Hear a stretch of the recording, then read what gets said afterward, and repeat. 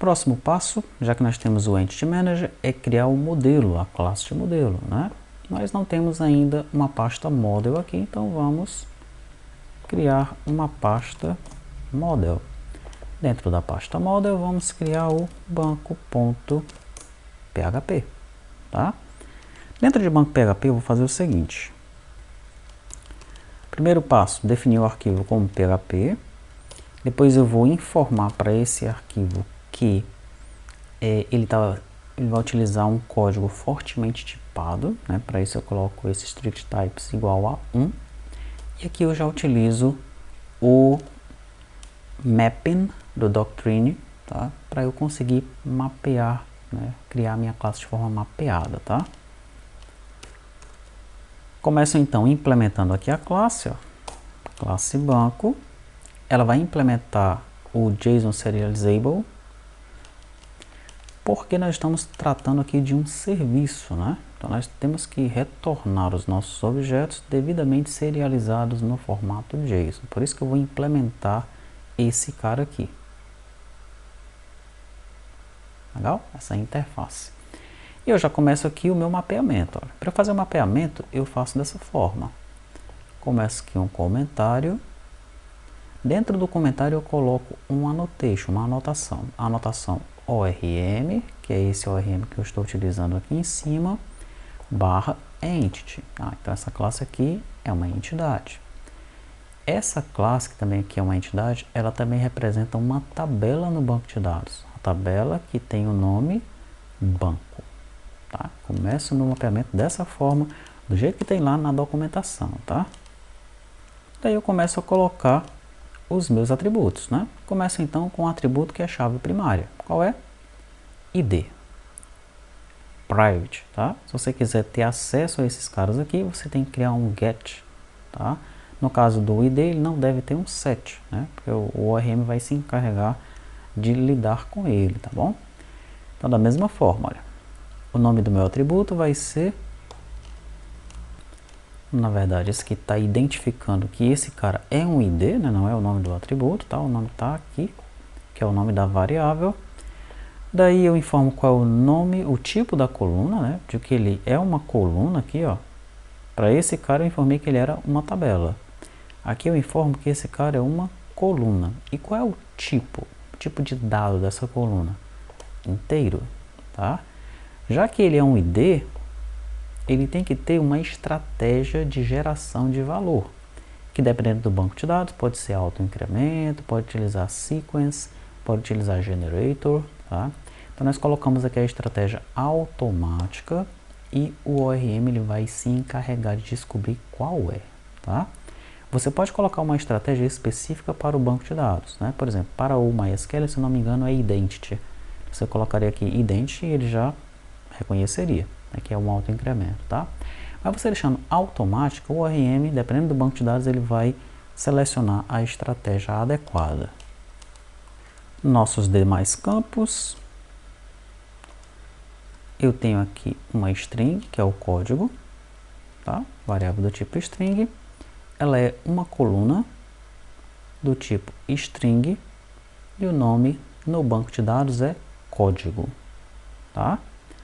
Nosso atributo, código.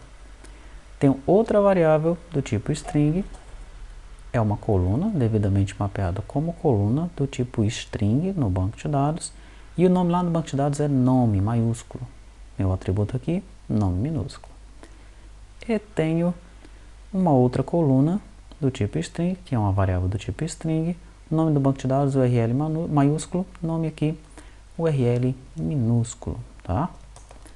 Depois disso, eu vou ter aqui um construtor. Então, public function construct.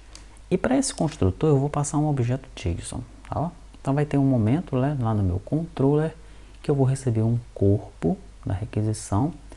Esse corpo da requisição vai ser decodificado para um objeto JSON.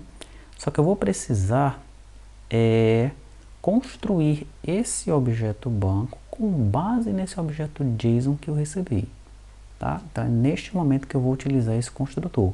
Eu vou instanciar um objeto banco passando um JSON para ele, tá bom? Daí o que é que ele vai fazer, né? Ele vai pegar o código que vem no objeto JSON e vai colocar o código no banco que está sendo instanciado. Vai pegar o nome e vai colocar no nome. Vai pegar o URL e vai colocar na URL. Ele também vai pegar o ID e vai colocar no ID. Só que nós temos que prever, né? Caso esse objeto venha sem ID ou com o ID nulo, o que é que a gente faz?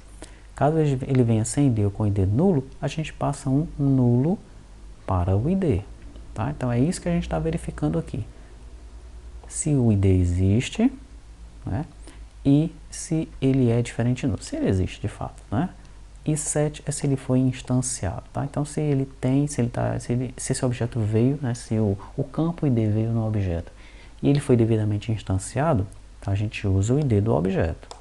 Se não, a gente passa um nulo para ele. Que para evitar erros, para evitar problemas, nós fazemos essa verificação, tá?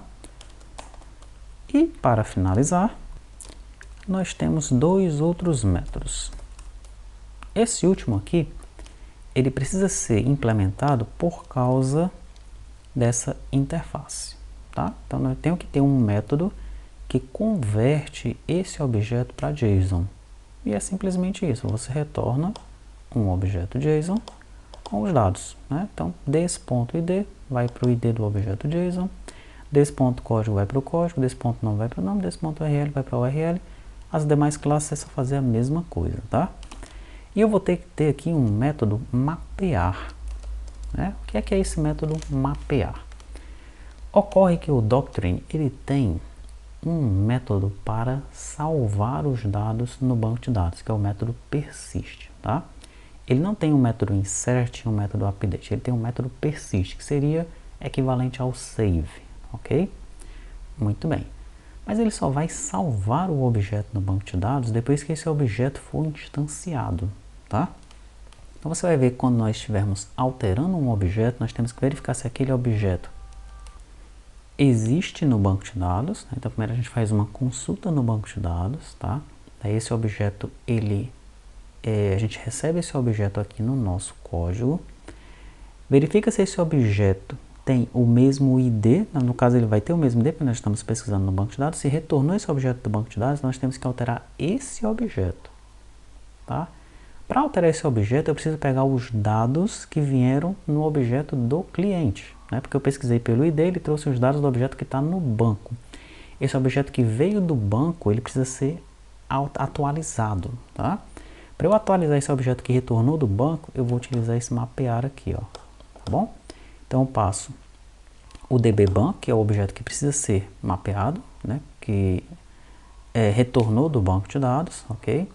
Passo todos os dados dele para o objeto em questão e aí eu persisto esse objeto no banco de dados. Mas enfim, você vai compreender melhor esse mapear aqui quando nós estivermos implementando o método alterar dentro do controller, tá bom? Então tá aí, nós temos a nossa classe devidamente mapeada, temos as nossas colunas devidamente mapeadas, temos o construtor, onde nós recebemos um JSON para instanciar um novo objeto, temos o mapear, que vai servir quando nós formos alterar objetos, e temos o JSON serialize, né, que serve para converter esse objeto num objeto JSON, tá bom? É esse que vai retornar para o cliente quando nós utilizarmos a API, por exemplo, no consultar objeto, esse cara aqui vai ser utilizado, né, para retornar isso para o lado do cliente, tá? Esse então é o nosso modelo, os nossos modelos então devem seguir esse template que você acabou de ver aqui.